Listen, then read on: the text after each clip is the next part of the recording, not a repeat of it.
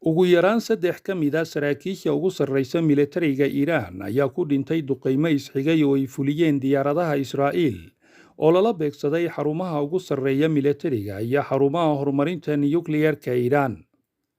Howlgalkan loo yaqaano Rising Lion libaaxa soo kacaya ay fulisay Israa'iil waxa ay dishay Hussein Salami oo ahaa madaxii ilaalada kacaanka Iiraan, Maxamed Bagheri oo ahaa madaxii shaqaalaha ee ciidamadeeda qalabka sida, iyo Cali Samqani taliyihii hore ee amniga qaranka.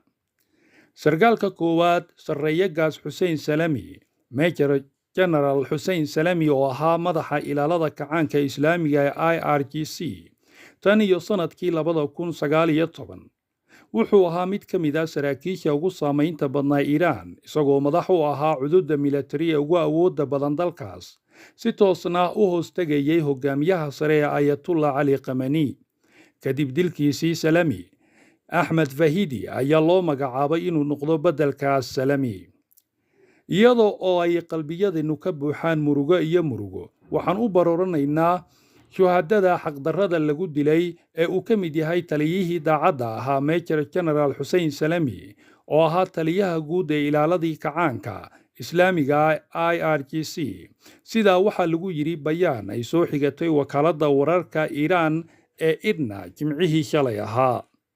Sargaalka labaad Cali Samqani wuxuu ahaa hogaamiye sare oo ka tirsan xafiisyada Ayatollah Ali Khamenei.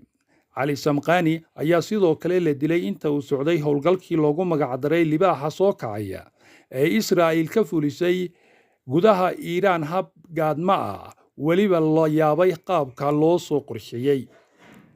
Samqani wuxuu sidoo kale ahaa mid ka mid ah shakhsiyaadka caanka ee Iiraan. Masar Samqani ayaa Tehraan u matalayay wadahadallo ay ka soo baxeen natiijooyin horudhaca ama heshiis taariikhi ah oo lagu soo celinayay xiriirka diblomaasiyadeed ee Sacuudiga. Waxa uu soo noqday sargaalka ugu sarreeya amniga qaranka ee Iiraan 2013 ilaa 2023. Masar Samqani waxa uu kormeerayay haatan wadaxaajoodyada nukliyeerka ee Maraykanka, isagoo xubin ka ah koox uu magacaabay taliyaha ugu sarreeya si ay u maamulaan wadaxaajoodkaas. Sargaalka saddexaad Major General Bagheri, Major General Maxamed Bagheri oo ahaa madaxa guud ee ciidamada Iiraan tan iyo 2016 ayaa sidoo kalena la dilay jimcihii. Marka loo eego dukumiinti ka tirsan maaliyadda Maraykanka oo dhigaya cunaqabatayn ka dhan ah isaga kuna beegnaa sanadkii 2019, Masar Bagheri waxaa lagu soo rogay cunaqabatayn isaga iyo sargaal kale oo saaxiib dhowla ah Ayatollah Ali Khamenei, kaasoo lagu eedeeyey waxa loogu yeeray caburinta dadka Iiraan, dhoofinta argagixisada iyo siyaasado kale oo lagu tilmaamay kuwa qallafsan.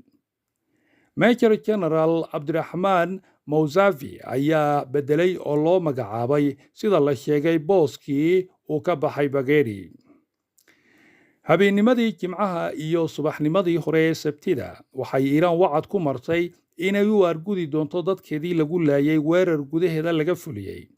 Iiraan ayaa ilaa maanta gantalladeeda balaastigada ah oo ay si raxana u soo fasaxayso waxa ay ku ruuxday Tel Aviv iyo qaybo ka mid ah Qudus. Guuxa dayuuradaha iyo diryaanka madaafiicda ayaa laga maqlayaa labada magaalo ee ugu waaweyn, taas oo dadka ku qasabtay in ay gabbaad ka raadsadaan guryaha xagga hoose dhulka ku diyaarsan si ay uga fogaadaan gantallada xoogga leh ee sida roobka ugu socda magaalooyinkaasi ay Israa'iil sheegato.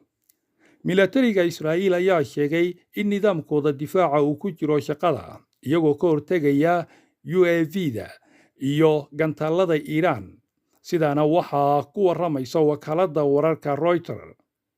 Walow Israa'iil ay aad u qarinayso khasaaraha gantallada difaacooda birta ah ka gudbay ee ku dhacay gudaha meelo muhiima oo ku yaala Tel Aviv iyo magaalooyin kale oo xiga koonfurta dhulka ay maamusho Israa'iil, haddana warar aan la xaqiijin ayaa sheegaya in Iiraan ay beegsatay xafiisyo muhiima sida xarumaha Israa'iil ee bacriminta nukliyeerka iyo gaashaandhigga.